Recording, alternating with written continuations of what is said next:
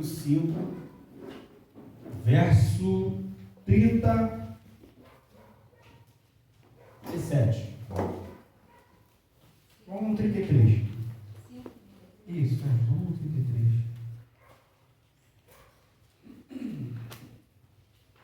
Lucas 5, capítulo 5, verso de número 33. Amém? Disseram-lhe então eles: por que jejuam muitas vezes os discípulos de João e fazem orações como também os fariseus, mas os teus comem e bebem? E eles lhe disse, Jesus, respondendo: Podeis vós fazer jejuar os convidados das bodas, enquanto o esposo está com eles? Dias virão, porém, em que o esposo lhes será tirado, e então naqueles dias jejuarão. E disse-lhe também uma parábola: ninguém tira um pedaço de uma veste nova para coser em veste velha, pois que romperá a nova, e o remendo não condiz com a veste velha. E ninguém põe vinho novo em odres velhos. De outra sorte, o vinho novo romperá os odres e tornar-se-á o vinho, e os odres se estragarão.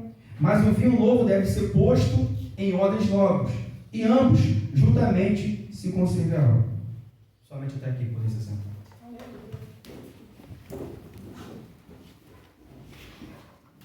No capítulo 5 do Evangelho de Lucas, ele já vai começar no seu primeiro versículo falando sobre a pesca maravilhosa. No momento em que Jesus está passando pelo mar da Galileia e ele vê uma grande multidão se aproximando e ele vê alguns pescadores no barco. Ele sobe e pede para que esses homens se afastem da margem. E ali ele começa a ministrar, e a palavra de Deus vai dizer que em seguida ele pede para esses mesmos homens, esses mesmos pescadores, irem mais para dentro do mar, ou seja, para um lugar mais fundo. E ali a história vai dizer que ele pede: lance as redes. E eles vão dizer que eles pescaram a noite toda e não pegaram nada, mas pela palavra, ou seja, por quem estava ali pedindo, eles iriam lançar a rede. E lançaram a rede. E nós vamos ver que ali começa a escolha dos seus discípulos. Após essa pesca maravilhosa, após esse milagre, esse ato, esse acontecimento, todos aqueles homens pescadores que estavam naqueles barcos ou próximos, eles se tornaram discípulos. Quem são eles? Simão Pedro, Tiago e João, filhos de Zebedeu. Aí Jesus começa a montar o seu ministério. E em seguida, Jesus vai curar o leproso. Ele vai falar para o leproso: olha, volta lá, vai lá no sacerdote, sacrifica, faz tudo aquilo ao qual Moisés nos ensinou, mas não conte para ninguém. Logo depois, nós vamos ver ele curar um paralítico. E em seguida, ele vai sentar com publicanos, vai comer, vai sentar na mesa. E ele vai chamar Levi para se tornar o seu discípulo. Alguém sabe dizer quem é Levi? Esse Levi? Alguém sabe dizer quem é esse Levi? Mateus. Em seguida, os discípulos de João Batista vão interpelar, foi que nós lemos, a partir do verso 33, vai falar acerca do jejum. Vai perguntar: olha, nós discípulos de João Batista, os fariseus, os escribas, todos eles, os mestres da lei, jejuam, mas os teus discípulos aí, esses que te acompanham, só comem e bebem. E Jesus vai começar a lhe dar algumas explicações, ou seja, naquela época, nós temos que, para conseguir às vezes compreender certas passagens das Escrituras, nós temos que procurar conhecer o costume judaico. E conhecendo o costume judaico, nós vamos ver que Jesus, quando ele fala sobre o noivo, sobre festa, sobre jejum, ele está falando que, olha, quando se acontecia uma festa de casamento, uma celebração de casamento, durante uma semana era celebrado esse casamento. E durante esse período festivo, ninguém dos convidados fazia um jejum. Ou seja, era uma semana de comida e bebida. E ele vai dizer, olha, que eles só vão jejuar a partir do momento em que o noivo não estiver presente. O que ele está dizendo? A partir do momento que eu não estiver presente, eles vão começar a jejuar. Ele já estava falando. E os escribas, fariseus, doutores da lei, pastor, entendidos de tudo, não conseguiam compreender aquilo que Jesus estava falando naquele momento. E ele vai dizer, olha, pode uma pessoa, é só que a costura, Fabiana, né, mais alguém aqui, pode a senhora pegar um pano, um tecido velho e remendar numa roupa nova? A senhora vai até conseguir, não vai? Mas aquilo depois vai rasgar. A forma não vai ser a mesma. Da mesma forma, ele está falando do odre sobre o vinho. Naquele tempo, era de costume as pessoas matarem, né, sacrificarem o carneiro, e daquela pele daquele animal, eles colocavam lá, estendiam num varal e faziam uma fogueira, para que essa fogueira, essa fumaça que ia nessa pele desse animal, ia criando resistência e elasticidade naquela pele. E em seguida eles faziam o odre. O que era o odre? O odre era aquelas bolsinhas, né, de couro de animal, onde eles guardavam vinho, a bebida, ou seja, água, leite. E quando saíam para as viagens, né, nós sabemos que antigamente, no tempo de Jesus, as caminhadas eram muito longas. Muitos trajetos se faziam a pé, ou por camelos, como quem tinha muito dinheiro, né, ou por burros. E o odre, ele era feito exatamente para isso. E quando se armazenava o vinho novo, ou seja, o vinho ele tem um processo de fermentação. Nós vamos ver que nas vinhas, né, eles ficavam lá amassando, pisando, aquele suco vinho, né, ia saindo, e eles colocavam nesse recipiente, e era necessário colocar ali. Por que ele estava falando de odre novo? Sobre a fermentação, porque o odre novo, ele consegue suportar essa fermentação, ele tem uma elasticidade, ou seja, ele vai conseguir criar uma elasticidade e suportar esse processo de fermentação do vinho.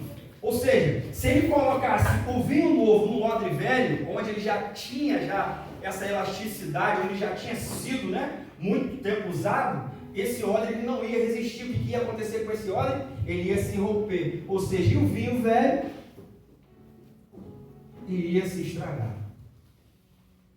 Mas Jesus ele está dando, como ele sempre fez, uma lição, uma aula de como nós devemos nos portar, ou nós devemos nos colocar diante da presença dele. Hoje foi louvado aqui sobre Hosana, ou seja, Hosana, a palavra quer dizer salva-nos, Senhor, socorra-nos, ó Deus. Foi falado de aflição, foi falado que te louvarei, né? Que não importa as circunstâncias, mas tem dois fatos que eu particularmente gosto muito, que se encontra no livro de João. O primeiro é no capítulo 3, quando Jesus se depara com Nicodemos, ou melhor, Nicodemos vai até Jesus. Olha, Nicodemos naquela época era considerado um dos príncipes, um dos maiorais, um homem sábio, inteligente, conhecedor da lei mosaica. E ele vai interpelar Jesus, olha. E Jesus começa a falar para ele, o Nicodemos, para você poder viver a nova aliança, era exatamente isso, mas Nicodemos não conseguia entender. Para você poder viver essa nova aliança, para você poder herdar verdadeiramente o reino de Deus, você tem que nascer de novo. E não é nada diferente com cada um de nós. Para nós podermos herdar o reino do céu, é um novo nascimento. Ou seja, o nascimento é da onde? É de dentro para fora, não é de fora para dentro. Mas muitas das vezes nós nos deparamos com certas situações, ou seja, onde nós vamos ser julgados pela nossa aparência. As pessoas vão olhar para cada um de nós e vão dizer, muitas das vezes, esse aí não consegue, essa aí não consegue. Essa aí, pô, é fogo de palha, daqui a algum tempinho para. Não é assim que acontece? As afrontas vão vir, meus amigos. Mas a mudança, ela é interior, ela não é exterior. E desde o início do culto, tem se falado exatamente sobre essa reverência para Deus. Ou seja, o que é adorar a Deus foi falado também. Eu falei, quando Fabiana falou em João capítulo 4, eu falei, meu Deus, era exatamente isso. O que o Senhor está procurando são os verdadeiros adoradores, aqueles que verdadeiramente vão adorar em espírito e verdade. Mas adorar a Deus em espírito e verdade é somente vir à igreja, é somente cantar louvor? Porque às vezes a gente acha, cria uma concepção de adoração, ou seja, só quando eu estou na casa de Deus. Não. Louvar a Deus, quando ele fala que ele procura os verdadeiros adoradores, aqueles que vão adorar ele em espírito e verdade, não é somente dentro da igreja. É dentro da casa dele, reverência a ele, mas principalmente fora. Principalmente no meio dos teus, principalmente no meio do teu trabalho, no meio da tua parentela, principalmente no meio daqueles que um dia olharam para você e te recriminaram. Para um dia que olharam para você e não deram nada por você. Para aqueles que um dia olharam para você e falaram assim, esse só fala palavrão, esse ou essa só quer saber de briga, esse só faz barraco, ela só faz barraco, esse só quer saber de roubar, esse só quer saber de beber, esse só quer saber disso, essa só quer saber daquilo. Então o Senhor está falando dessa transformação, porque ele também foi interpelado pela mulher samaritana. Aí ele começa a falar que se ela beber da água que ele desce, ela nunca mais teria sede. E ele vai além, olha, se ela soubesse com quem ela estivesse falando, talvez ela não estaria falando daquela maneira. Ou seja, é exatamente quando a gente coloca Deus contra a parede. E muitas das vezes quando a gente souber, quando a gente sabe, ou quando a gente tem a noção de com quem nós estamos lidando, tudo na nossa vida começa a ser diferente. Tudo aquilo que nós almejamos, tudo aquilo que nós desejamos, se torna completamente diferente. Não é à toa que a palavra de Deus vai dizer em 2 Crônicas 7,14, que é: se o meu povo que se chama pelo meu nome, se humilhar e orar, e buscar a minha face, se converter dos seus bons caminhos, eu sararei a sua terra. Ou seja, é uma mudança.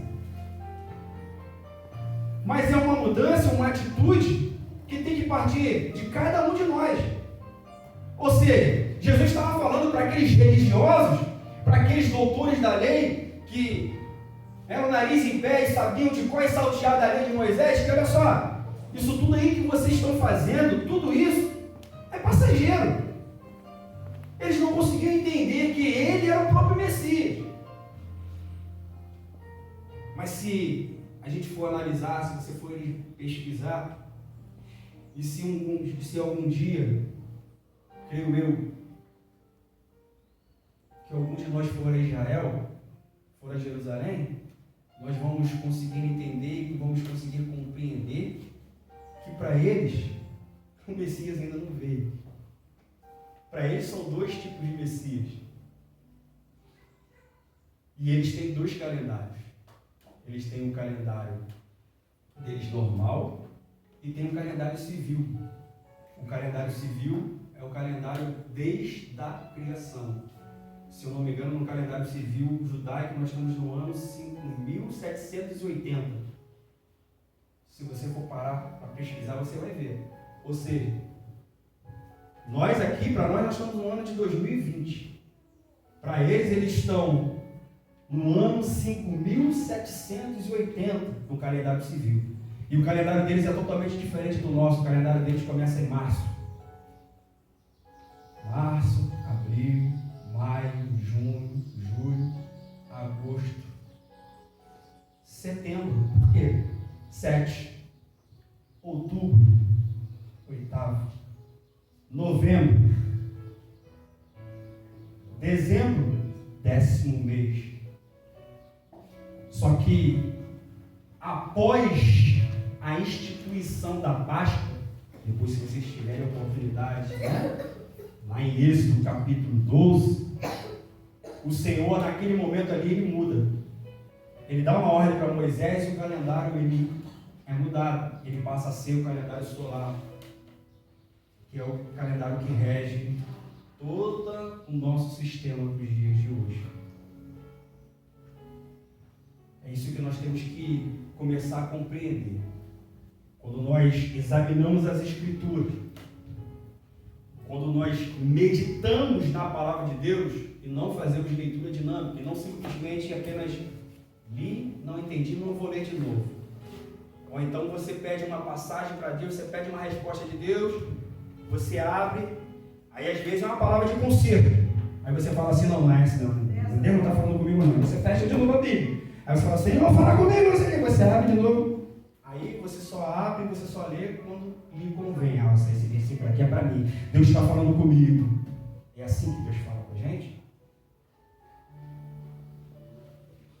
Não é no meio da leitura dinâmica. E nós conseguimos entender que quando nós estamos meditando com Deus, na palavra de Deus, é o Espírito Santo que nos dá o discernimento.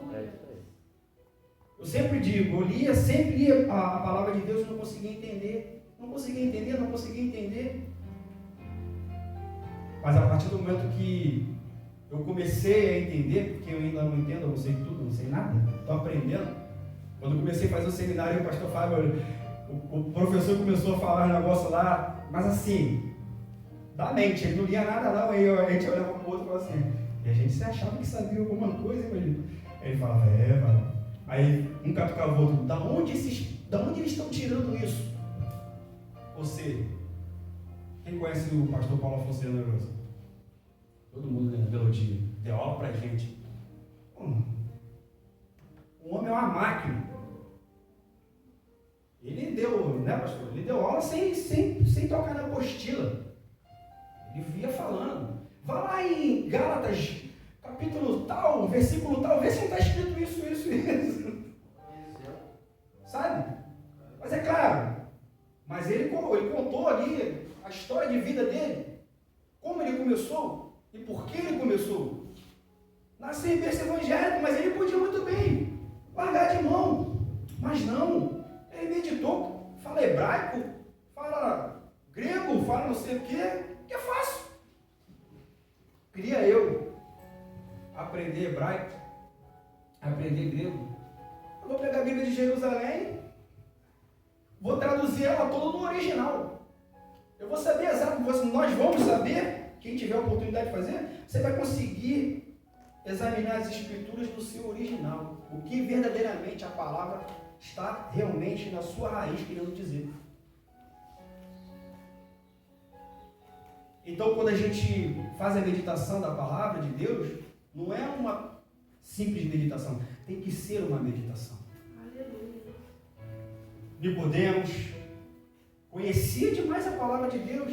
Ele conhecia a palavra, mas não conhecia a essência. A própria palavra de Deus, nós temos que crescer na graça e no conhecimento. Ele tinha conhecimento, mas não tinha graça. Ele ainda não tinha graça. Ele não conhecia a graça. E muitas das vezes nós temos a graça, mas não temos o conhecimento. Ou nós temos o conhecimento e não conseguimos alcançar essa graça. Ou seja, é o discernimento, é o entendimento da palavra de Deus, é saber exatamente como funciona nós, Jesus e Deus. Davi era um homem segundo o coração de Deus. Ele foi considerado um homem segundo o coração de Deus. Por quê? Porque ele entendia, ele conseguia compreender Deus na sua essência. E olha que Davi foi pecador como cada um de nós, cometeu erros como cada um de nós cometemos. Mas uma coisa que ele sempre pediu a Deus foi para quê? Para que Deus nunca afastasse o Espírito Santo dele. Glória a Deus! Aleluia! E quando ele comete aquele adultério e um crime, ele ele escreve Salmo 51. E se eu não me engano, no versículo 10, né, pastor, que ele fala: cria em mim, ó Deus, um coração puro, e renova em mim um espírito reto, ou um espírito inabalável. Glória a Deus. É esse espírito reto, esse espírito inabalável que nós temos que criar dentro de nós. Aleluia.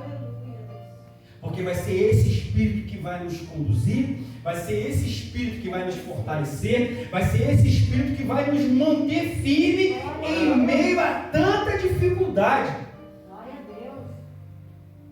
Isso é conseguir compreender. Porque a própria Paulo já vai dizer que Deus, ele pega as coisas loucas, as coisas sábias desse mundo, as coisas loucas desse mundo para confundir os sábios. E ele vai além, ele vai dizer, ó, ele pega quem não é e faz ser. Ele pega quem não tem e faz ter. Glória a Deus. Ou seja, antes, cada um de nós aqui não éramos nada. Hoje nós somos algo na presença de Deus. Glória a Deus. Antes nós não tínhamos nada, mas hoje nós temos a presença de Deus na nossa vida. Aleluia, Jesus. Aí você vai dizer, presbítero, mas ainda é pouco. Um pouco com Deus é muito. Aleluia. E o muito sem Deus é nada. Eita, glória. É isso que nós temos que compreender. E quando nós conseguimos compreender, quando nós conseguimos entender, aí nós estamos seguindo os mandamentos de Deus. Estamos buscando primeiramente o reino do céu, estamos buscando a justiça, para que as demais coisas sejam acrescentadas na nossa vida. Aleluia.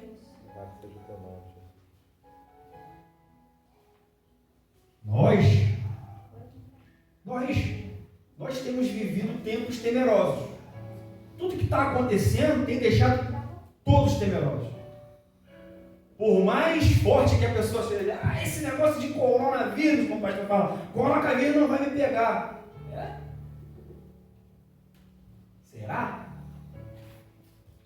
Se eu falar aqui, eu acho que, se eu perguntar aqui, quem é que não está temendo esse vírus? Duvido. Tem alguém aqui que não está temendo? Nós somos seres humanos. E Deus já provou que esse vírus veio para todos. Veio para todos. Para os dele e para quem não é dele. Lembra como o pastor Renato falou ontem? Que a palavra de Deus ela é enfática, é verídica, verdadeira. Que o sol, ele nasce para o justo e para o injusto. E a chuva, ela vem para o justo e para o injusto. Tudo que acontece no mundo é tanto para quem serve a Deus e para quem não serve a Deus. Aleluia, Jesus. Mas o servir a Deus é diferente. O servir a Deus, o ter com Deus, aquilo que Deus nos dá é eterno, não é passageiro. Aquilo que a gente consegue pelo homem no meio da rua, isso é passageiro, uma hora acaba, uma hora passa. Não é à toa que Jesus Cristo, ele mesmo já ensinou, não ajuntem tesouros aqui na terra. Ou seja, o nosso objetivo tem que ser o quê? É juntar tesouros. O que ele está querendo dizer com tesouro? É dinheiro? É bens materiais? Não. O nosso tesouro precioso é o quê? É a nossa o quê? Salvação. Não é verdade? E além da nossa salvação, ela é individual. Mas se eu puder ajudar com que você se salve, se eu puder ajudar com aquele irmãozinho que está lá fora se salve, isso é juntar tesouro no reino do céu. E nós vivemos num mundo imediatista, nós vivemos num mundo onde todos querem aparecer, todos querem a honra, todos querem a glória, todos querem dizer, fui eu que fiz, sou eu que faço, e se esquece que quem faz é Deus. Nós somos apenas instrumentos. Aleluia. Porque se Ele não for comigo, se Ele não for contigo, nós não vamos fazer nada. Esquecemos de dar a honra a quem tem a honra. Muitas das vezes, Deus faz coisas na nossa vida e nós esquecemos de dar a honra a Ele. Ei, nunca esqueça de dar a honra a Ele. Nunca esqueça de onde Deus tirou. Nunca esqueça o que Deus te transformou. Porque essa transformação, você permitiu que Ele fizesse na tua vida. Se Ele te transformou, se Ele te mudou, se Ele te moldou, foi porque você quis, foi porque você permitiu. Ei, nós temos que entender, é Isaías que fala, né, pastor, que nós chegamos para Deus como pedra bruta, não é isso? A ser lapidado. Olha, cada um de nós aqui somos uma pedra, ou melhor, chegamos como pedra bruta e estamos sendo lapidados todos os dias pelo Senhor. Glória a Deus. Temos as nossas imperfeições, sim. Temos as nossas fraquezas, sim. Vamos ter sempre. Mas o Senhor, Ele tem nos lapidado todos os dias. Como a pastora falou, você pede paciência a Deus, mas como é que você quer ser paciente, ter paciência se você não for provado? Como é que você vai chegar lá fora? Ou como é que você vai chegar para a diaconisa? Diaconisa, olha, eu já passei por isso. Calma, fica assim, não se estressa. Se você não passou, como que você vai dar o seu testemunho? Como você vai conseguir falar sobre uma coisa que você não passou? Tem determinadas situações na nossa vida que Deus ele permite, primeiro, para ver onde está o nosso coração, para ver se verdadeiramente nós estamos adorando a Ele, se verdadeiramente é Ele, e muitas das vezes por provação, para experiência, para crescimento, para aprendizado. Lembra da fumaça? Está lá o couro do animal pendurado e a fumaça. Jó, ele vai se comparar a isso, a essa fumaça. Essa fumaça que ele está falando é de vale, ele está falando de deserto. Ou seja, a fumaça representa deserto na nossa vida. Só que o deserto na nossa vida ele não é um deserto permanente, ele é um deserto passageiro. Ele é um deserto, ou seja, onde você vai ser provado e aprovado por Deus. Olha, o povo saiu cativo do Egito, 40 anos rodeando no deserto. Uma caminhada que poderia ter sido por dias. Em dias eles poderiam ter herdado a terra prometida, aquilo que Deus prometeu. E ficaram dando volta porque desobedeceram. Ficaram dando volta porque murmuraram. Deus fez descer maná do céu. Deus fez água amarga virar água doce. Deus fez sair água da rocha. Deus supriu. Não deixou faltar nada e ainda assim eles murmuraram. Ainda assim eles questionaram. Não murmura contra Deus, não questiona contra Deus.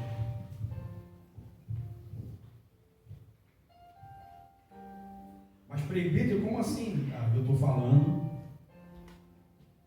por experiência. Quem nunca aqui não passou no vale? Quem nunca aqui passou por determinadas situações onde Deus estava te provando? Agora imagine se eu murmurasse. Eu sempre falo, mano, quando eu fui mandado embora, lá do estabeiro, quando eu entrei, assinei tudo aí, né, vai lá da baixa nas coisas, eu entrei na sala que eu trabalhava para pegar minhas coisas, eu olhei para o céu e falei, na hora, sabe, impulso, né? Às vezes nós somos muito impulsivos. No impulso eu olhei para cima e falei, como assim? Eu não estou te entendendo, não foi isso que você falou para mim não. Aí, saí. Aí encontrei com um amigo, Felipe, homem de Deus. Saí, ele me abraçou. Triste, né? Amigo. Aí naquele momento, aquilo vai te confortando. Ele falou, estamos juntos. Ele começou a falar algumas coisas para mim de Deus. E aquilo ele foi tomando meu coração. E eu falei para ele, varão, não esquenta não. Porque a glória da segunda casa será maior do que a da primeira. Ele falou, é exatamente isso que eu queria falar para você. Eu falei, então me esquenta. Eu não preciso me justificar para ninguém. Quem vai me justificar vai ser quem vai te seguir.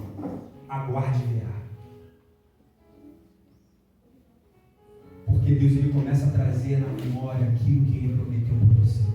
Tem tantas promessas que Deus fez para mim e para você, às vezes são tantas coisas que a gente não consegue mais lembrar. Mas entenda uma coisa, que quando Ele começa a te trazer à memória aquilo que Ele te prometeu, porque está perto de chegar. E quando está perto de chegar, tu é provado. Meu Deus, é forte. E quando nós somos provados e quando somos reprovados, entenda, voltamos para o final da fila. Tem pessoas aqui que foram provadas, né? Foi aprovado. Porque houve mudança.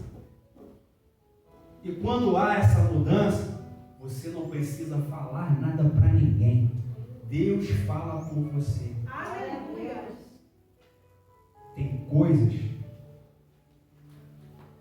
como diz aquele louvor, que é só você e Deus e mais ninguém. Que ninguém precisa ficar sabendo que você está evangelizando, você fazendo it. Porque às vezes as pessoas acham que, olha, eu fiz isso, eu fiz. Às vezes o anonimato é maravilhoso. Porque às vezes no anonimato você consegue ir na essência. No anonimato você consegue ir no profundo. Você não vai precisar falar para ninguém.